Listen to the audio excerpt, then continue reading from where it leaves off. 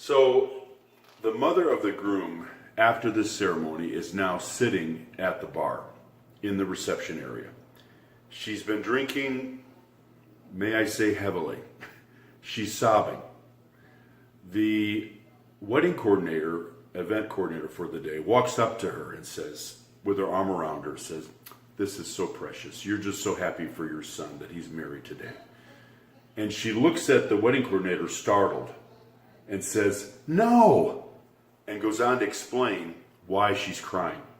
Now this I'll share with you at the end of the video, but first I'd like to share with you my top 6 do's and don'ts for brides. My top 6 bridal do's and don'ts when it comes to your wedding. Number 1 is this: don't email a vendor and ask them, "Can you please send me a package of your wedding services?" Now, why is that? Well, because weddings are not like purchasing just a car that you could look even online and purchase. There are so many different nuances about your wedding that are important.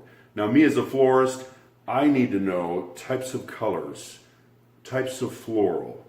Now, you may not know this, but at least I need to ask these questions to the bride to get an idea of whether these floral or colors are even available in her season. Where is she getting married? What time of year is she getting married? Some floral will cost 4 times more than your standard. So it's important to have some kind of a dialogue. I always prefer meeting in person, spending some time together. We can do a phone consultation at times. That's fine. But even if it's just a few minutes to see, okay, what are you really looking for? Some brides are looking for lush, expensive, high-end floral. Some will say, "No, I just want some really simple, basic. I want carnations and baby's breath," right? Others say, "I want dahlias and ranunculus, and I want peonies and garden roses." Well, the bouquet price for those, or the centerpiece price, is going to be so vastly different. That's why sending a package, it wastes your time and it wastes my time. Where 5 or 10 minutes on the phone may quickly help me get an idea as to what you need. Now, other vendors, I'm sure they're the same way. You know, you send a package, you want a package from a DJ, or you want a package from a wedding coordinator. Well, they have different services that they offer and different prices. So sending a package asking that is a real don't, because it doesn't really help. Now, what can you do? Well, what are the do's? The do's would be, ask this question: "I need your wedding services. I'm looking for a vendor like you. I'm getting married at venue XYZ, and I'm getting married on such and such a date. Here's the question: how do I go about to receive a proposal from you?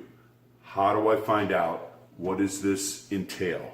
Something like that gives the wedding, the venue, the vendor, an option to, how am I going to respond? I'm going to say, "Can I have a phone call? Can we meet in person? Can you send me a list of things that you need? And can we begin a dialogue?" This is very, very helpful. Sometimes vendors, we honestly think if someone just says, "Send me a package," it could be somebody who's also in the same business and just wants to compare their prices with ours. So that sometimes doesn't really help either. So, number 2, don't say this. Don't say, "I have no idea what wedding services cost. I have no idea what flowers cost. I have no idea what a DJ costs. I have no idea what a photographer costs." Now, here's why. Because Google is your answer. You can easily go to Google and type in, "What does it cost for a wedding for flowers in this such and such a state, or this such an area? What's the average cost of a DJ? What's the average cost of a wedding coordinator? What's the average cost of a photographer?" And that way you will know ahead of time, okay, it's going to cost me probably around, $500 or $600 for a cake. It's going to cost me anywhere from $2,000 to $3,000 for a good DJ. It's going to cost me at least $2,000 to $3,000 for a good photographer. My flowers are going to be $2,000 to $3,000. You're going to begin to see some numbers add up. The food and the average wedding cost, and you're going to begin to see some things that are going to start lining up. You're going to begin to understand that. But when you say, "I have no idea," To be honest with you, that doesn't hold water, because all you have to do is do some quick checking on the internet. You're going to know exactly what it's going to cost. Even down to, what does an average bouquet cost, like for me in my business? What does an average bouquet cost? What does an average centerpiece cost? Is it going to be a low centerpiece? Is it going to be a tall centerpiece? Boutonniere, corsages, all these things are really, really available for you. So what you do ask is, again, what you do is you do some research. Find out what you're getting. Your fiance has proposed to you, and now you have this wedding, and it sounds all great, but you need to know what it's going to cost, and maybe you need more time before you set a date. Maybe you need more time to gather the funds to make this whole thing happen, because you're really going to be throwing the best, the largest wedding you probably will ever throw, or the best, largest party you'll probably ever throw in your life for your wedding. So it's important to know what you're doing. Go to the internet, Google it out, and find some answers for yourself. Number 3, don't ask this question from your vendor. Don't ask, can you do it for less? Why? Because they can. Because we all can. But do you really want that? Now hear me. Do you want them to do it for less, which could result in less quality, less interest, less attention, versus this which is, can you keep my price at this amount? Or what can you do for me for this price? Now, why is that different? Because a vendor can do the same amount of work and give you a discount, but let me tell you, most of the vendors that I talk to, their heart's not in it. They may have needed the sale or needed to get the work, so they did it, and then they go into the job thinking, I'm doing this for 20 or 30% less. I'm almost losing money. Now this is the cold hard facts. Or they say, you know what, the bride said she didn't want me to work for less than I was worth, but she asked me, could I do something within this range? What could I offer for this range? And then you see if it works. It may not work. But sometimes a bride will say, well, I want all these large, tall centerpieces, and I want all this elaborate work, and I want all this floral here, but I need you to do it at such a price. And I have to say, you know, I'm really sorry. I can't do it for that. I can't. But then if she says, you know, what can you do for this amount of money? Then I'll say, hey, I'll give you the best this, and this, and I can do this and this type of style of centerpiece, and I can add these type of floral here, and we can do this. And she's like, oh, that's perfect. That's just what I need. I'm happy with that. And that way, the bride knows she's getting the best quality, not a discount or an inferior wedding because she wanted a discount. And I'll say sometimes what I've noticed is now, I know this isn't you, but there are brides that have this kind of a sad story that they're pinching pennies and they're trying to make their wedding happen. And they'll meet with all their different vendors and give them that same story, and we'll all give them good discounts because we want to help this bride get married. But then I remember a number of times I've shown up to these type of weddings, and all of a sudden I'm looking around and the bride's got a photo booth, she's got uplighting, she's got a candy table, she's got a videographer, and I'm thinking, wait a minute, how did this happen? She was poor. She had no money at all, and all of a sudden she's got all these services. Well, what I found out is that she gave the same story to everybody, and they reduced their prices for her, and then she just spread it out, the discount, to have more services, see? So I've learned that that's not a good way to do business, because I want my heart to be in what I'm doing. So I know my value, and so I can say, well, I can do this for you if your budget is here, but I can't give you this much for this amount. It doesn't work. And you know, a bride and groom, you need to be happy with that they're going to be honest with you, because you want their heart to be in their work, okay? And you want them to show up with the very best quality that they can. All right. Now, number 4 is don't ghost your vendor. What does that mean? You meet with your vendor, either by phone or in person. They offer you a proposal. They take maybe an hour or two. They get all the numbers, all the details. They put it together. and you say, you know, I just want some time to think about it. I need to talk with my fiance who couldn't make it today, or my parents are going to help me. And so you go and you meet with them, and you have this story about what you need to do, and you need a little time, and the vendor says, well, how much time would that be comfortable for you? Well, I need a couple days, or I need a week. And so sure enough, a week goes by, and the vendor gives you a text message or a voicemail, or they call you an email, and they say, so, how's it coming? Have you made your decision yet? Can we move forward? Can we save the date? And they're looking for your response, and they get nothing. A day goes by, and 2 days go by, and 3 days go by, and they, well, maybe they didn't get my email. And they email them again, and they send them maybe a text message, and then they wait another day or two, and nothing. And then they voicemail them, and they try to call them, and they get nothing. Now, that doesn't work in life. That doesn't work with any relationship, personal or business. You have to remember, the vendor, their time is money, and their time is valuable, and they spent time with you, and spent hours with you, and work numbers, and they want to be in service to you. And so what do? Instead of ghosting them, right? Number 4, this is what you do. You respond to them. And you just be honest, and you say, look, I haven't made my decision yet.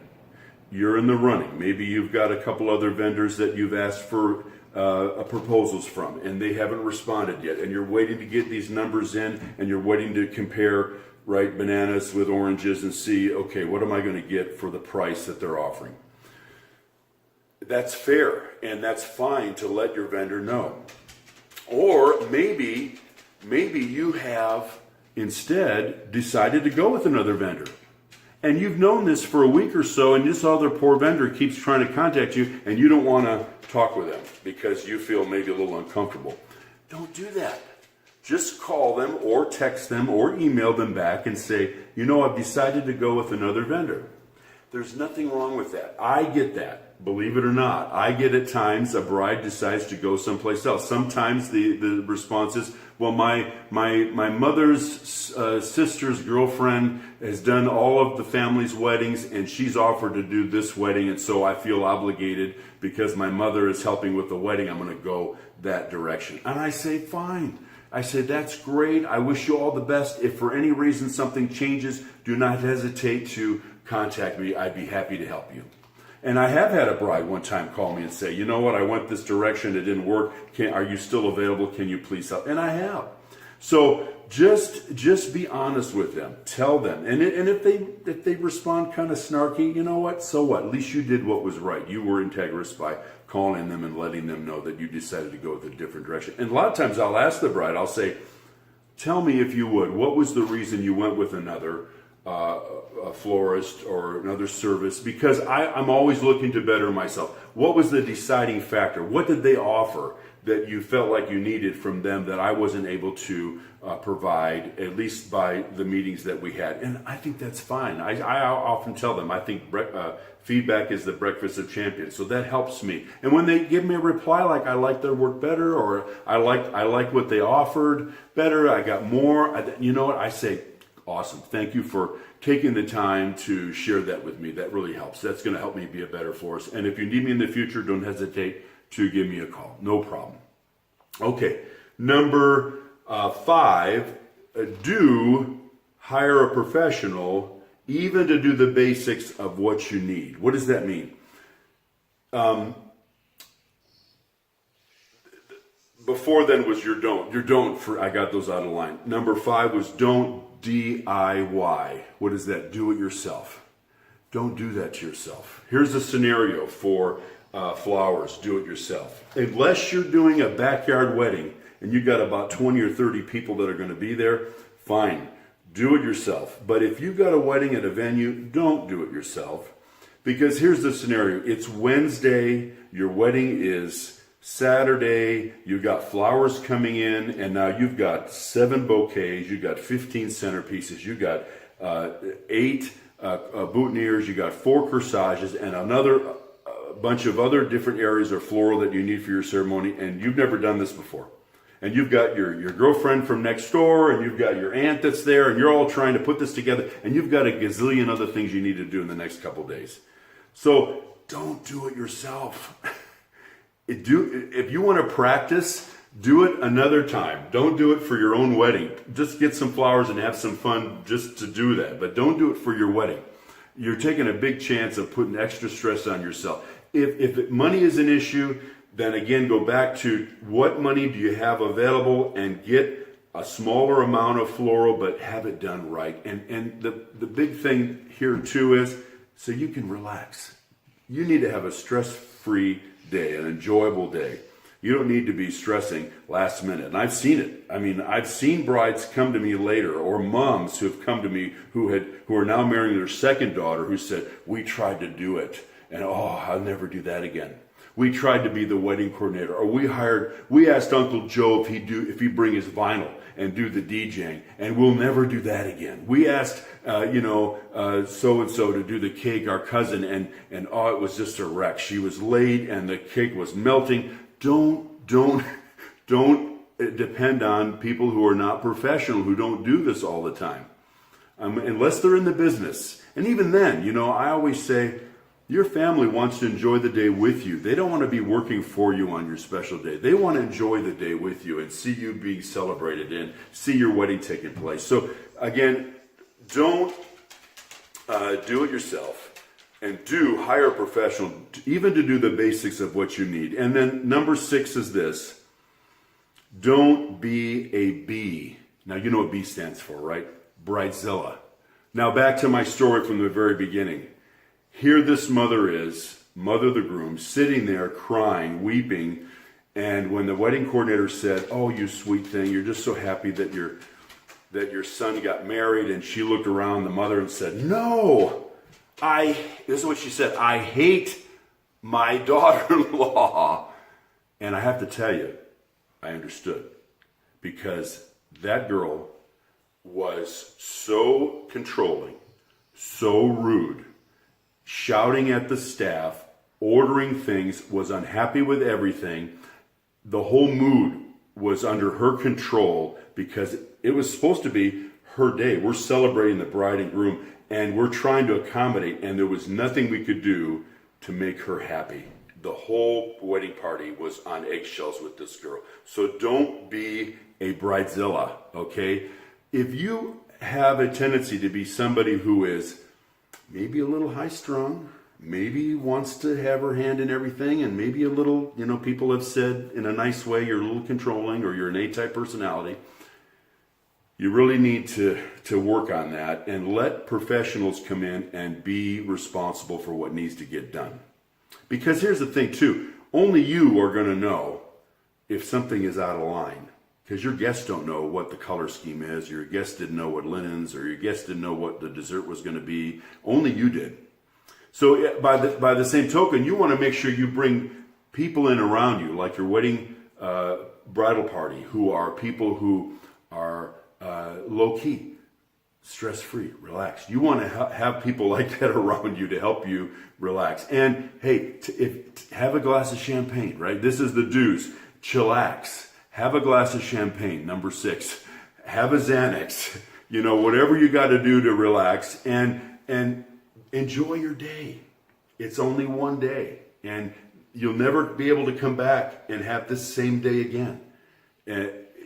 Just enjoy it. You be the princess for the day. Be the P for the day, not the B for the day. Be the princess, and let people take care of you, and let your wedding coordinator handle the challenges that may come up, and you stay stress-free. Enjoy your day. Live in the moment, because you can't come back here again. And so I want to encourage you to consider my top 6 bridal do's and don'ts. I hope this has helped you today.